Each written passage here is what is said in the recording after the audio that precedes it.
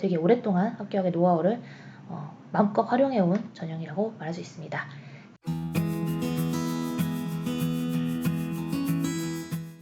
안녕하세요. 입시거준 유자입니다.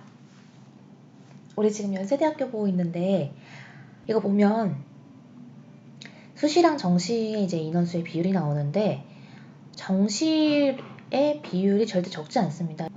50%를 넘는 학과들도 있어요. 대부분 다 수시의 50% 이상을 정시로 선발하고 있다. 이걸 100%를 기준으로 나누면 33.3% 이상을 정시로 선발하고 있는 학과가 더 많은 겁니다. 그래서 연세대 생각보다 정시 위주의 현재를 짜고 있다는 거, 수시로는 굉장히 높다라는 거, 그걸 꼭 기억해 주시는 게 좋을 것 같아요. 네, 문과, 상경대학, 경영대학, 이과대학 등이 있는데요. 네, 그 다음에 공과대학, 생명시스템대학, 신과대학, 사회과학대학, 음악대학, 생활과학 이렇게 있어요. 우리 자세하게 볼 거예요. 연세대니까. 이 수시를 나눠서 여기 있는 학생부종합 논술 특기자로 나눈 거고, 그 다음에 고른기회 전형의 정원에까지 포함을 해서 여기서부터 여기까지는 수시 내용인 겁니다. 그래서 여기를 이제 두꺼운 선이 있다라고 생각을 하면서 보시면 될 것 같아요. 지금 유의해야 될 점이 면접형으로 안 뽑는 학과가 되게 많다는 거예요.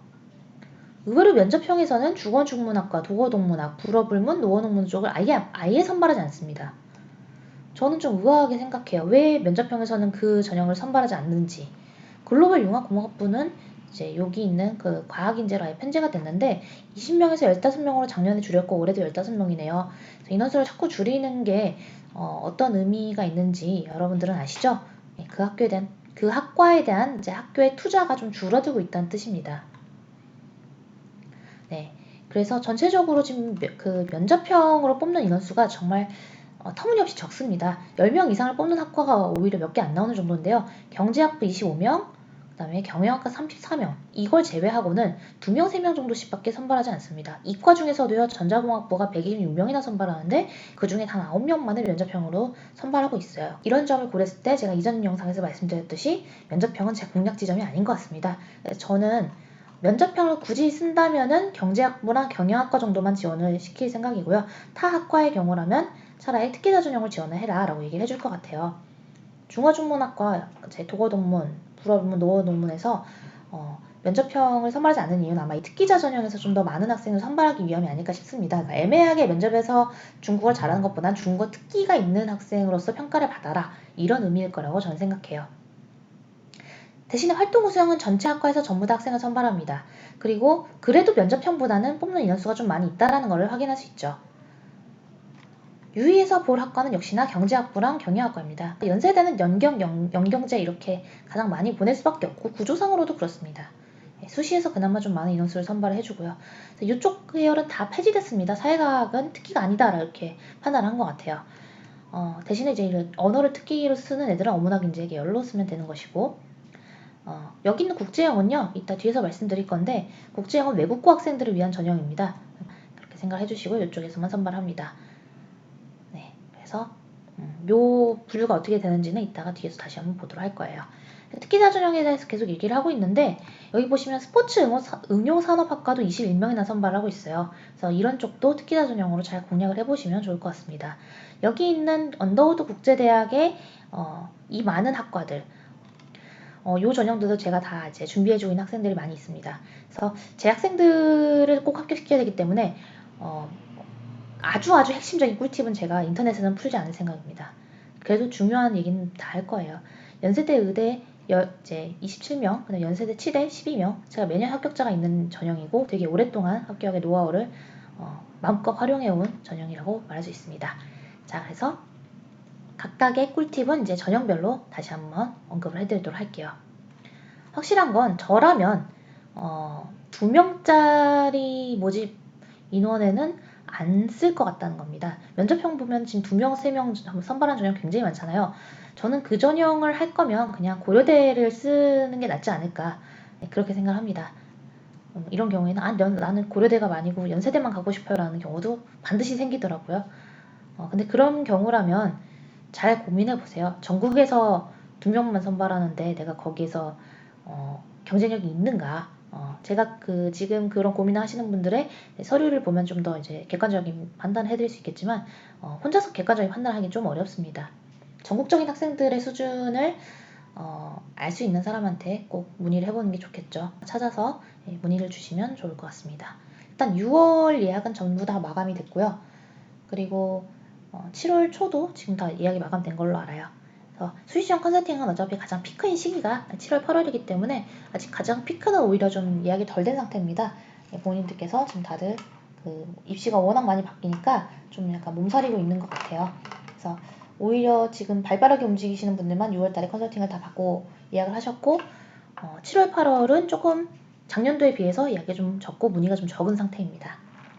네, 원서 접수일과 자소서의 그 마감일이 거의 같은 날짜라는 거 체크를 꼭 해주시기 바라고요.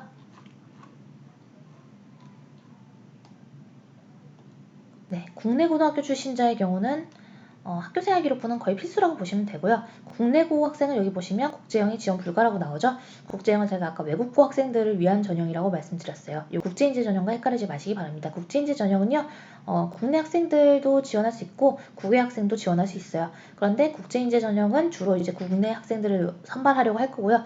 국제형은 외국 소재 고등학교 출신자의 경우는요, 면접형과 활동 우수형에 지원할 수 없습니다. 이번에 헌법불합치 판결 때문에 웬만한 전형은 다 외국고를 지원 가능하게끔 바꿔줬는데요. 그래도 이제 연세대의 공약은 뭐냐면, 그래 헌법불합치 판결은 옳다고 생각해야지만 국외고는 국외고대로 지원해줬으면 좋겠어, 이렇게 분류를 한 겁니다. 불리한 학교가 별로 없으니까요. 분리해줬다 이렇게 이해를 하시면 될 것 같아요. 차별이라고는 생각되지 않네요. 왜냐하면 평가를 해야 되는 방식이 다르니까요. 국제형 위주로 공략을 하시고 기획윤형도 쓸 수 있으니까 체크하시고요. 논술 전형도 당연히 쓸 수 있는데, 근데 보통 저는 외국고 학생이 논술 전형 쓰는 케이스는 거의 보지 못했어요. 네, 어문학 인재나 예전에 국제인재 이름을 이제 헷갈릴까봐 어문학 인재로 바꿨다 이렇게 이해하시면 되겠죠. 그러면 어문학 인재랑 국제인재는 뭐가 다른가요? 그러니까 여기부터 어려운 거예요. 자, 국제형이 있고 어문학 인재가 있고 국제인재가 있어요. 그리고 외국 소재 출신은 국제인재에 지원 불가합니다. 그러니까 이거는 국내 학생들의 국제인재라고 보시면 되고, 외국고 학생들은 국제형을 써야 되고, 어문학 인재는 국내든 국제든 둘 다 쓸 수 있다. 자, 이렇게 정리하시면 되겠어요. 아마 내년에는 바꿀 겁니다. 검정고시 출신자도 헌법불합치 판결의 혜택을 입고 있는 거죠. 그래서 검정고시 출신자도 문의가 많이 있더라고요. 네, 학종이 있고 특기자 있고, 자소서의 입력 마감 시기는 다 동일하게 9일에 10시니까요. 그 부분을 절대 잊지 마시고. 이거 생각만 해도 너무 좋죠. 합격자 발표 및 등록 일정. 너무 좋죠. 그런데 올해 좀 바뀐 게 있어요. 예전에는 이 특기자 전형이 수능 전에 최종 발표가 나서 너무 좋았거든요. 근데 이제 수능 끝나고 다음날에 합격자 발표를 해요. 이제 이게 이런 거죠. 합격한 학생들 기준으로는 수능 날 전에 발표 나주면 너무 막 그냥 행복한데, 근데 이제 그 행복을 지켜보는 다른 사람들이 너무 고통스럽다, 뭐 이런 의도 아닐까 싶습니다. 이거 아쉬워요. 네, 이제 면접형도 11월 15일에 발표하고요. 근데 이번에 어차피 최저 다 폐지했는데 굳이 이 전형들은 늦게까지 하는 이유를 잘 모르겠어요. 이게 그냥 한 번에 다 통일을 하던지. 네, 그래서 이 세부 전형별 안내에서 한 번 더 인원수에 대해서 집중 분석을 해보면 좋을 것 같습니다. 그러면 우리는 다음 영상에서 만나도록 할게요. 굳이 영상을 여러 개로 나누는 이유는 사실 제가 중복돼서 말하는 내용들이 있거든요. 근데 사실 연세대 정도면 전체 영상을 다 보실 거지만 그래도 중요한 내용은 한 번 더 강조를 해드리는 게 맞다고 생각을 해요. 학과별로 공략 지점을 우리가 잘 설계를 해서 들어가는 게 좋을 것 같고요. 그다음에 연세대에 대해서 궁금한 점 있으시면은 회사의 카카오톡 링크 제가 남겨놓을 테니까 그쪽으로 클릭해서 문의하시면 될 것 같습니다. 자, 그러면 다음 영상에서 만나요. 구독과 좋아요도 많이 눌러주세요. 안녕.